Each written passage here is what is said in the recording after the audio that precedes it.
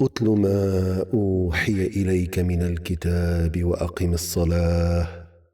إن الصلاة تنهى عن الفحشاء والمنكر ولذكر الله أكبر والله يعلم ما تصنعون. بسم اللہ الرحمن الرحیم نحمدہ ونصلی علی رسولہ الکریم۔ نور ہدایت کے عنوان سے MTA پر جو پروگراموں کا سلسلہ جاری ہے، اس میں ان آیات کریمہ کی مختصر تشریح اور تفسیر پیش کی جاتی ہے جن کی تلاوت حضرت امیر المومنین خلیفۃ المسیح الخامس ایدہ اللہ تعالی بنصر العزیز جہری تلاوت والی نمازوں میں فرماتے ہیں۔ حضور ایدہ اللہ تعالی ہر سوموار اور جمعرات کے روز فجر کی نماز میں پہلی رکعت میں سورۃ البقرہ کی آیات 285 تا 287 کی تلاوت فرماتے ہیں۔ چنانچہ آج اسی حوالے سے آپ کی خدمت میں کچھ باتیں پیش کی جائیں گی۔ سب سے پہلے ہم حضور ایدہ اللہ تعالی بنصر العزیز کی مبارک آواز میں ان آیات کریمہ کی تلاوت کو سنتے ہیں۔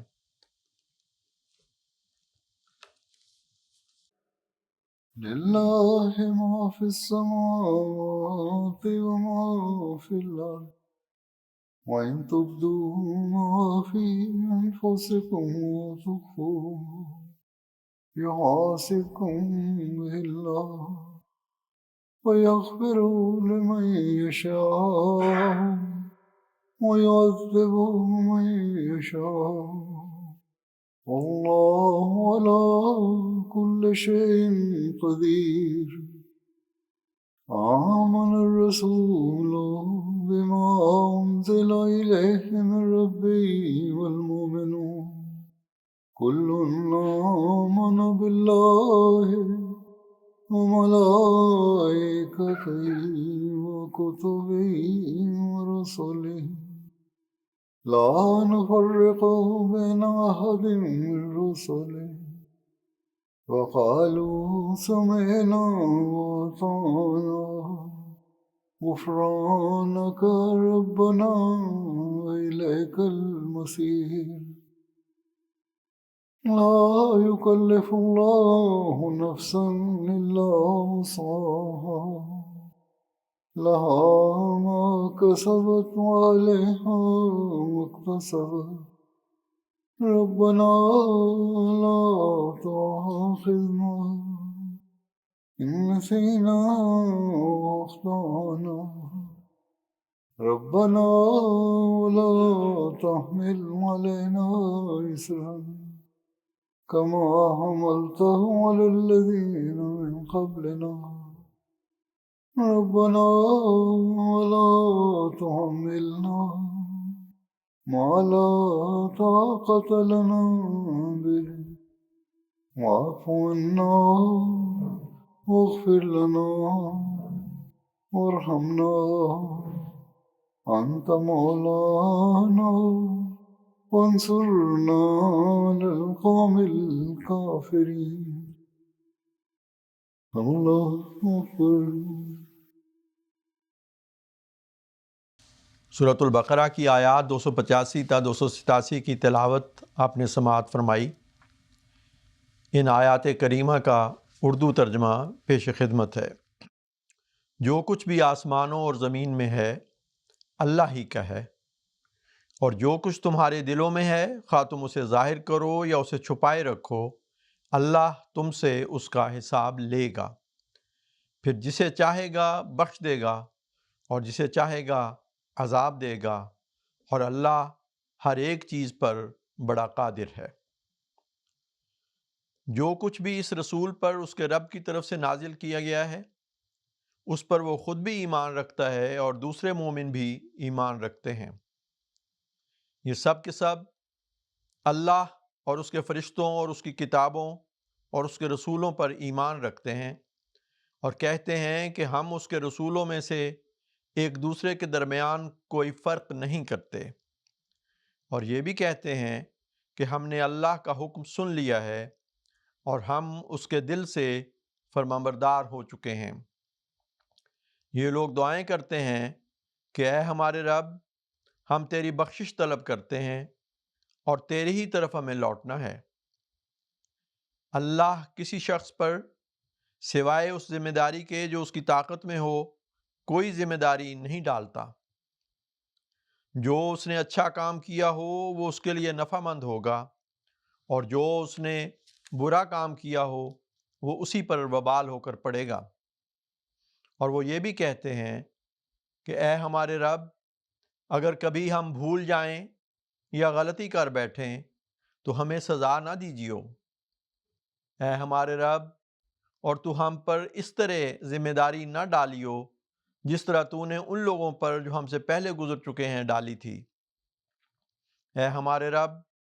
اور اسی طرح ہم سے وہ بوجھ نہ اٹھوا جس کے اٹھانے کی ہمیں طاقت نہیں، اور ہم سے درگزر کر اور ہمیں بخش دے اور ہم پر رحم کر، کیونکہ تو ہمارا آقا ہے، پس کافروں کے گروہ کے خلاف ہماری مدد کر۔ حضرت خلیفۃ المسیح ثانی رضی اللہ عنہ فرماتے ہیں وَإِن تُبْدُوا مَا فِي أَنفُسِكُمْ أَوْ تُخْفُوهُ يُحَاسِبْكُم بِهِ اللہ کے متعلق بعض لوگوں کا خیال ہے کہ اسے لا یکلف اللہ نفسا الا وسعها والی آیت نے منسوخ کر دیا ہے۔ یعنی پہلے تو یہ کہا گیا تھا کہ تمہارے دلوں میں جو کچھ ہے اگر تم اسے ظاہر کرو یعنی اس کے مطابق عمل کرو تب بھی، اور اگر تم اس کو چھپاؤ یعنی صرف دل کے خیالات تک ہی محدود رکھو، تمہارے جوارح اس کے مطابق کوئی عمل نہ کریں تب بھی اللہ تعالیٰ اس کے متعلق تم سے حساب لے گا۔ لیکن پھر کہہ دیا کہ اللہ تعالیٰ کسی شخص پر ایسا بوجھ نہیں ڈالتا جو اس کی طاقت سے باہر ہو، اور چونکہ دل کے خیالات کسی انسان کے اختیار میں نہیں ہوتے، اس لیے وَإِن تُبْدُوا مَا فِي أَنفُسِكُمْ أَوْ تُخْفُوهُ يُحَاسِبْكُم بِهِ اللہ والی آیت منسوخ ہو گئی۔ یہ ان لوگوں کا خیال ہے جو قرآن کریم میں یہ کے متعلق یہ عقیدہ رکھتے ہیں کہ اس میں بعض آیات ناسخ ہیں اور بعض منسوخ ہیں۔ اول تو یہ کہ ہمارا یہ اعتقاد ہے ہی نہیں، یہ ان لوگوں کی غلط فہمی ہے۔ حضرت خلیفۃ المسیح ثانی رضی اللہ تعالیٰ عنہ فرماتے ہیں مگر ان کا یہ خیال درست نہیں،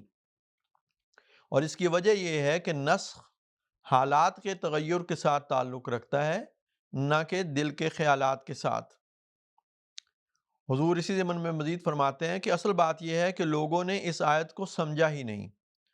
انہوں نے یہ سمجھا ہے کہ انسان کے دل میں جو خیال بھی آ جائے اس کے حساب لینے کا اس آیت میں ذکر کیا گیا ہے، حالانکہ اس آیت میں ان امور کا ذکر ہے جن کو انسان اپنے نفس میں چھپا کر رکھتا ہے۔ آنی خیالات تو بخشے جائیں گے، یعنی وقتی طور پہ کوئی خیال آیا، آنی خیالات تو بخشے جائیں گے، لیکن ایک غلط عقیدہ، بغض، حسد اور بخل وغیرہ کے خیالات سب دل میں ہی ہوتے ہیں۔ اگر ان کو بھی بخش دیا جائے تو پھر ایمان کی حقیقت کیا رہ جاتی ہے؟ بس اس جگہ تخفوہ سے مراد حسد، کینہ اور بغض وغیرہ ہے جو دل میں رکھا جاتا ہے۔ اسی طرح اس سے ایسے خیالات مراد ہیں جن کو انسان اپنے دل میں قائم رکھتا ہے اور جن کو عمل میں لانے کی نیت کر لیتا ہے۔ لیکن اگر ایک خیال آئے اور انسان اسے اپنے دل سے فوراً نکال دے تو یہ کوئی گناہ نہیں بلکہ ایک نیکی ہے جس میں اس نے حصہ لیا۔ پس محض دل کے خیالات قابل مواخذہ نہیں جب تک کہ ان پر عمل نہ کیا جائے یا ان کو پختگی سے قائم نہ کر لیا جائے۔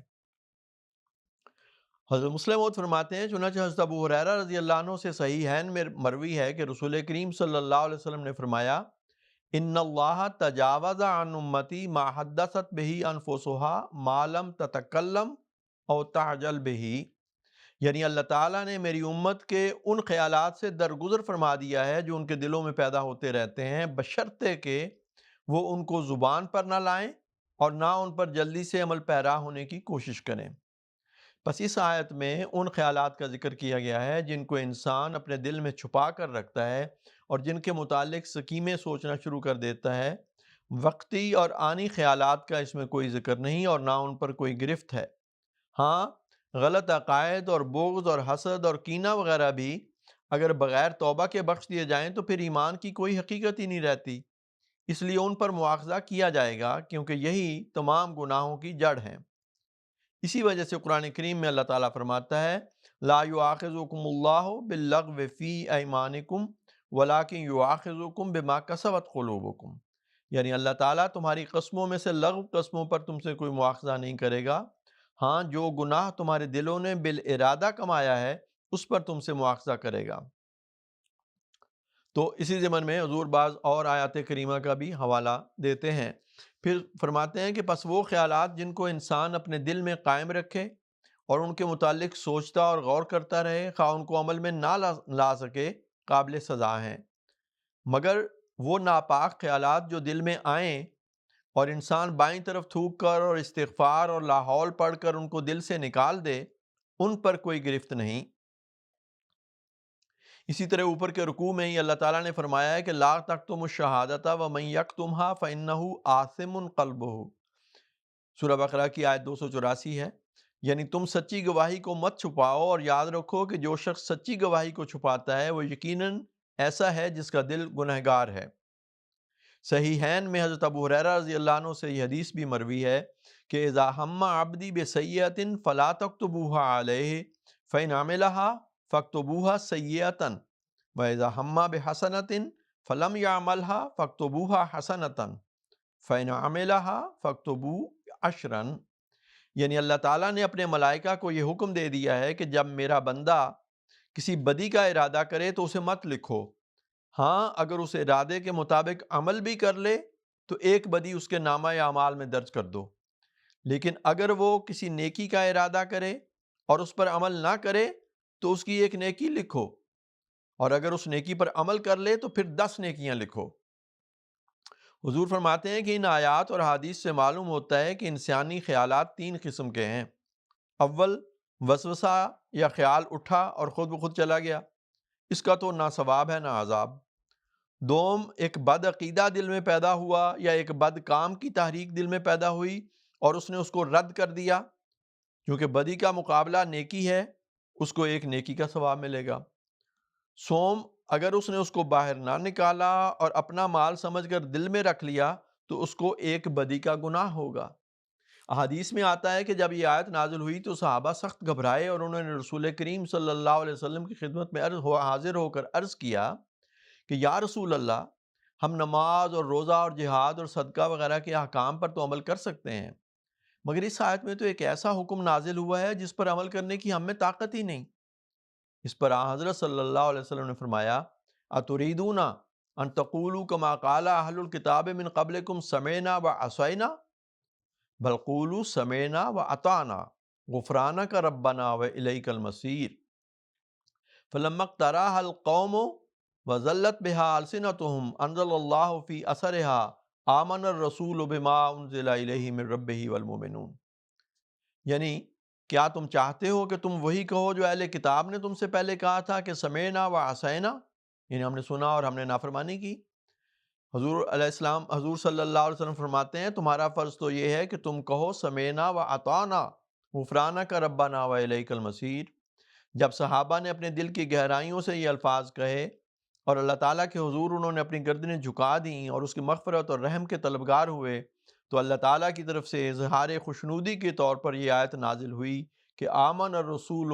بما انزل الیہ من ربہ والمؤمنون۔ حضرت مسلم موعود فرماتے ہیں اس سے معلوم ہوتا ہے کہ رسول کریم صلی اللہ علیہ وسلم کے ارشاد پر صحابہ کرام نے فوراً اپنی غلطی تسلیم کر لی اور اللہ تعالیٰ نے ان کی تعریف کی۔ پھر یہ آیت منسوخ کس طرح ہو سکتی ہے؟ نسخ تو کسی عمل کا ہوتا ہے اور یہاں کسی عمل کا ذکر نہیں، بس یہ بالکل غلط ہے کہ یہ آیت منسوخ ہے۔ حضرت مسلم موعود فرماتے ہیں کہ اصل بات یہ ہے کہ اس آیت میں تزکیہ نفس کے لیے خیالات کی پاکیزگی بھی ضروری قرار دی گئی ہے۔ بے شک خیالات کو کلی طور پر پاک رکھنا تو ہر انسان کے لیے ناممکن ہے، لیکن اگر کوئی برا خیال پیدا ہو تو اسے اپنے دل سے نکال دینا تو ہر انسان کے لیے ممکن ہے۔ مثلا اگر کسی شخص کے دل میں یہ خیال آئے کہ میں رشوت لوں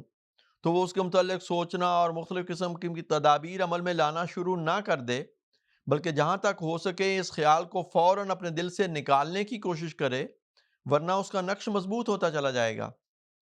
اور پھر اس خیال کا مٹانا سخت مشکل ہو جائے گا۔ اسی طرح اگر کوئی چلتے چلتے کہیں مال دیکھتا ہے اور اس کے دل میں یہ خیال آتا ہے کہ میں اسے اٹھا لوں، تو صرف اس خیال کے آنے پر اس سے مواخذہ نہیں ہوگا۔ ہاں، اگر اسی خیال کے آنے پر وہ سوچنا شروع کر دے کہ میں کس طرح اس مال کو اٹھاؤں اور کس وقت اٹھاؤں، تو اس کا یہ سوچنا اور تدبیریں کرنا قابل مواخذہ ہوگا۔ غرض وہ خیال جو دل میں گڑ جاتا ہے اور جس کو سوچنے میں انسان لگ جاتا ہے اور تدبیریں شروع کر دیتا ہے، اس کا محاسبہ ہوگا۔ ورنہ اگر کسی کو خیال آئے کہ میں چوری کروں اور وہ اسے فوراً اپنے دل سے نکال دے، تو وہ ایک نیکی کرتا ہے۔ اسی طرح اگر کسی کو قتل کرنے کا خیال آئے لیکن وہ اسے اپنے دل سے نکال دے، تو وہ نیکی کرنے والا سمجھا جائے گا۔ سزا کا مستحق وہ اسی حالت میں ہوتا ہے جب وہ اس خیال پر قائم رہتا ہے۔ غرض تزکیہ نفس کی بنیاد انسانی قلب کی صفائی پر ہے، اور اس کی اہمیت رسول کریم صلی اللہ علیہ وسلم نے ایک اور جگہ بھی بیان فرمائی ہے۔ آپ فرماتے ہیں ان فی الجسد مضغۃ اذا صلحت صلح الجسد کلہ واذا فسدت فسد الجسد کلہ الا وہی القلب، یعنی انسان کے بدن میں گوشت کا ایک ٹکڑا ہے، جب وہ تندرست ہوتا ہے تو سارا جسم تندرست ہوتا ہے، اور جب وہ بگڑ جاتا ہے تو سارا جسم بگڑ جاتا ہے۔ پھر آپ نے فرمایا غور کے ساتھ سنو کہ وہ گوشت کا ٹکڑا دل ہے۔ بس اسلام میں پاکیزگی اس کا نام نہیں کہ صرف زبان پر اچھی باتیں ہوں یا اعمال تو اچھے ہوں اور دل میں برائی ہو، بلکہ اسلام میں اصل پاکیزگی دل کی سمجھی جاتی ہے۔ جو انسان اپنے دل کے لحاظ سے پاکیزہ نہیں، وہ خدا تعالیٰ کے نزدیک ہرگز پاک نہیں۔ ایک شخص اگر قطعاً کوئی گناہ نہ کرے مگر اس کے دل میں گناہ اور برائی سے الفت ہو اور گناہ کے ذکر میں اسے لذت محسوس ہو، تو وہ نیک اور پاک نہیں کہلائے گا، جب تک کہ اس کے دل میں بھی یہ بات نہ ہو کہ اسے گناہوں میں ملوث نہیں ہونا چاہیے۔ اسی طرح کئی لوگ ایسے ہوتے ہیں کہ عادت کے ماتحت انہیں غصہ آ جاتا ہے مگر گالی نہیں دیتے، لیکن ان کا دل کہہ رہا ہوتا ہے کہ فلاں انسان بڑا بدمعاش اور شریر ہے۔ ایسے لوگوں کے متعلق ہم یہ نہیں کہیں گے کہ وہ پاکیزہ ہیں، بلکہ یہ کہیں گے کہ وہ اپنے گند کو چھپائے بیٹھے ہیں۔ پس اسلام میں پاکیزگی دل کی ہے۔ اعمال اور زبان تو آلات اور ذرائع ہیں جن سے پاکیزگی ظاہر ہوتی ہے۔ اس لیے اللہ تعالیٰ نے یہاں فرمایا ہے کہ دل کی حالت بھی محاسبے کے نیچے آتی ہے، خواہ تم اپنے دل کی حالت کو چھپاؤ یا ظاہر کرو۔ یہاں خدا تعالیٰ نے کیا عجیب نکتہ بیان فرمایا ہے کہ زبان اور اعمال تو دلی حالت کا اظہار کرتے ہیں، اصل چیز دل کی حالت ہے اور خدا تعالیٰ اس کا محاسبہ کرے گا۔ بس فرماتا ہے کہ تم اپنی دلی حالت کو ظاہر کرو یا چھپاؤ، یعنی تم گندے اعمال نہ کرو یا زبان سے ظاہر نہ کرو، مگر تمہارے دل میں گند ہے تو ضرور پکڑے جاؤ گے۔ یغفر لمن یشاء ویعذب من یشاء میں بتایا کہ جیسی جیسی انسان کی نیت ہوئی ویسی ہی اس کی جزا ہوگی۔ سزا کے مستحق سزا پائیں گے، اور جو مغفرت کے مستحق ہوں گے اللہ تعالیٰ انہیں اپنے دامن مغفرت میں لے لے گا۔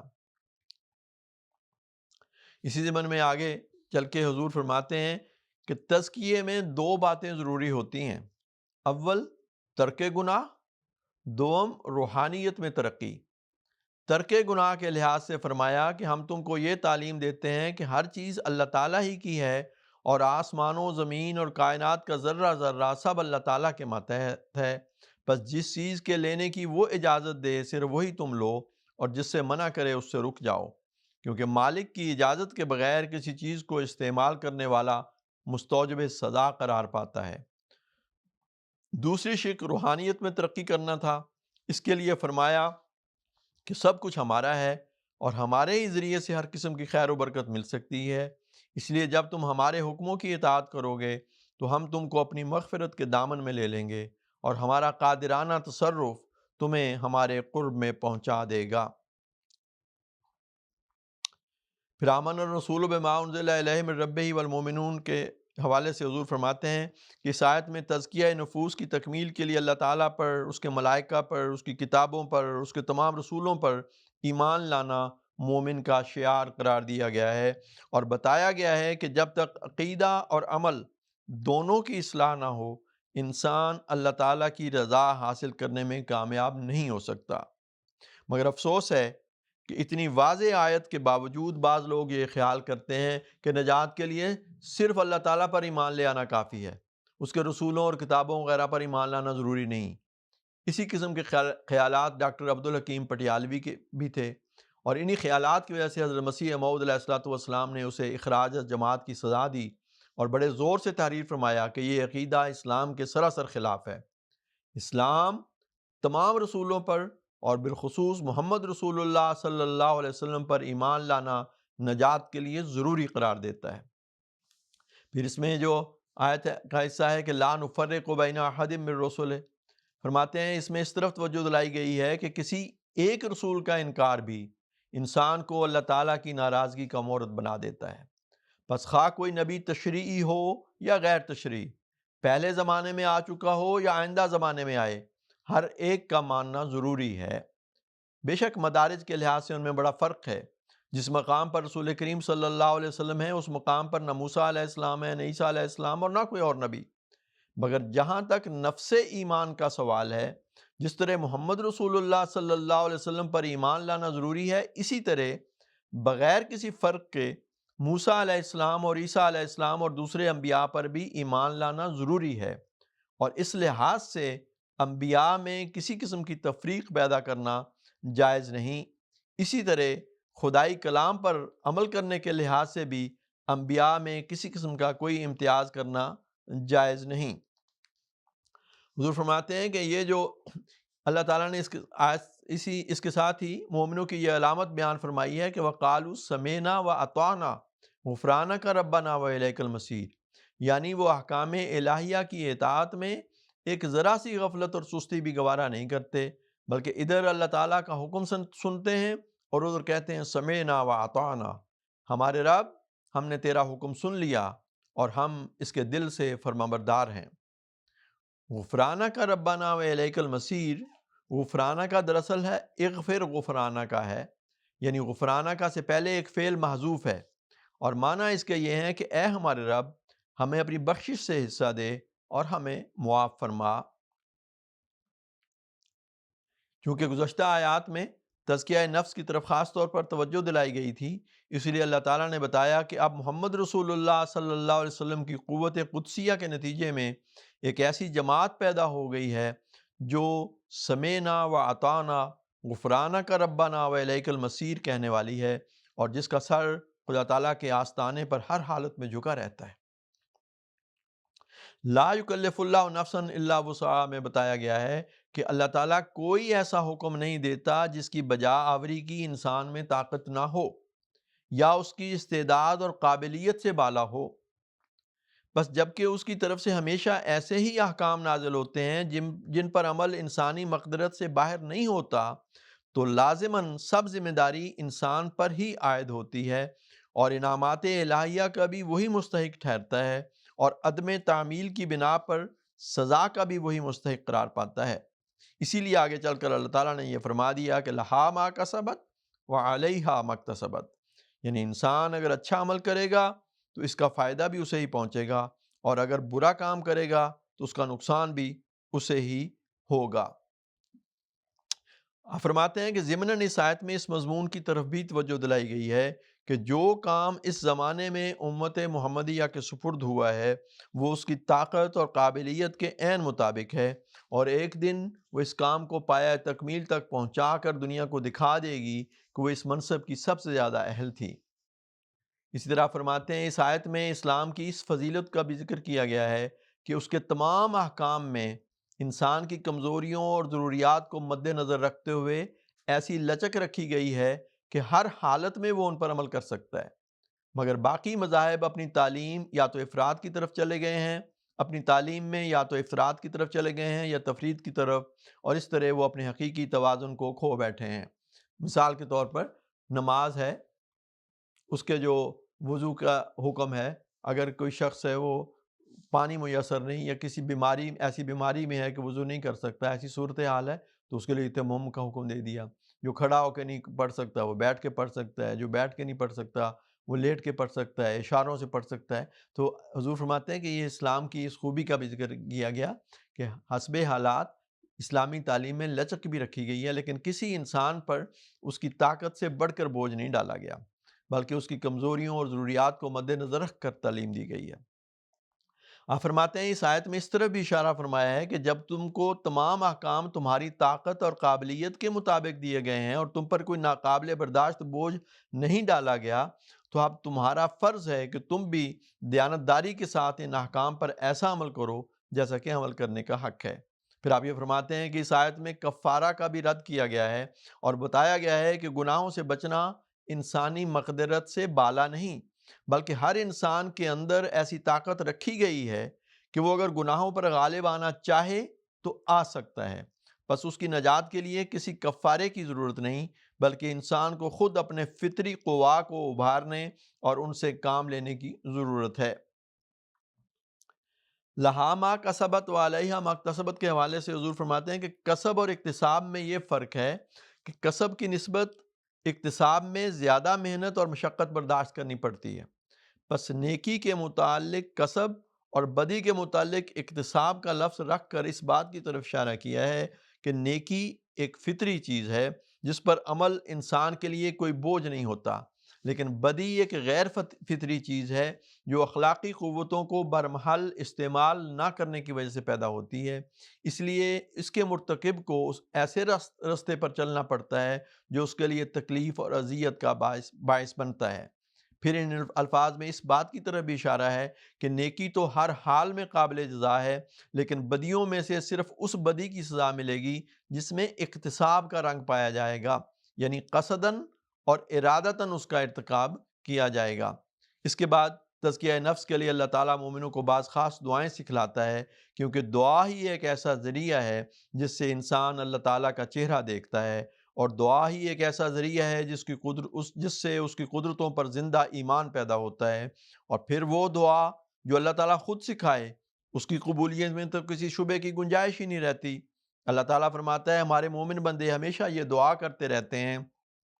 کہ ربنا لا تؤاخذنا ان نسینا او اخطانا، اے ہمارے رب اگر ہم کبھی بھول جائیں یا کوئی خطا ہم سے سرزد ہو جائے تو ہمیں سزا نہ دیجیو، بلکہ ہم سے رحم اور عفو کا سلوک کیجیو۔ بھول جانے کے معنی یہ ہے کہ کوئی کام کرنا ضروری ہو مگر نہ کیا جائے، اور خطا کے یہ معنی ہے کہ کام تو کیا جائے مگر غلط کیا جائے۔ بعض لوگ اس بحث میں پڑ گئے کہ نسیان اور خطا دو ہم معنی لفظ یہاں کیوں لائے گئے ہیں۔ وہ یہ نہیں سمجھتے کہ دنیا میں تمام کام دو قسم کے ہوتے ہیں، کوئی کام تو ایسے ہوتے ہیں جو کرنے ضروری ہوتے ہیں مگر انسان نہیں کرتا، اور کوئی کام ایسے ہوتے ہیں جو انسان کرتا تو ہے مگر غلط طور پر کرتا ہے، اور یہ دونوں ہی غلطیاں ہوتی ہیں۔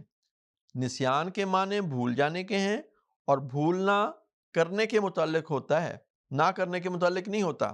پس لا تؤاخذنا ان نسینا کے معنی یہ ہوئے کہ خدایا ایسا نہ ہو کہ جو کام ہمارے لیے کرنے ضروری ہیں وہ ہم نہ کریں اور اس طرح ہم ترقی سے محروم ہو جائیں، پس تو ہماری حفاظت فرما اور ہمیں اس غلطی سے محفوظ رکھ۔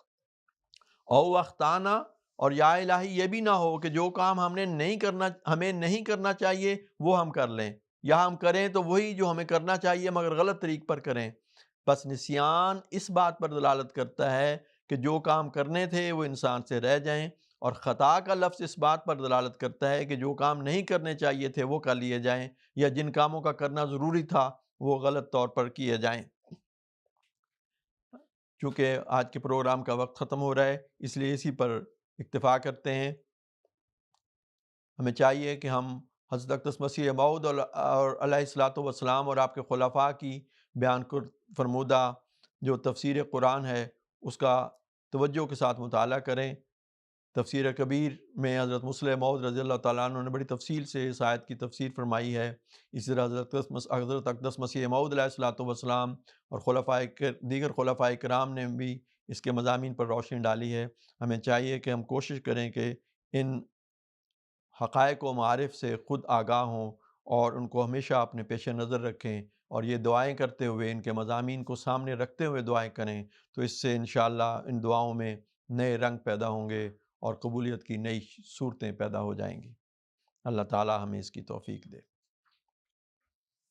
اتل ما اوحی الیک من الکتاب واقم الصلاة ان الصلاة تنہی عن الفحشاء والمنکر ولذكر الله أكبر والله يعلم ما تصنعون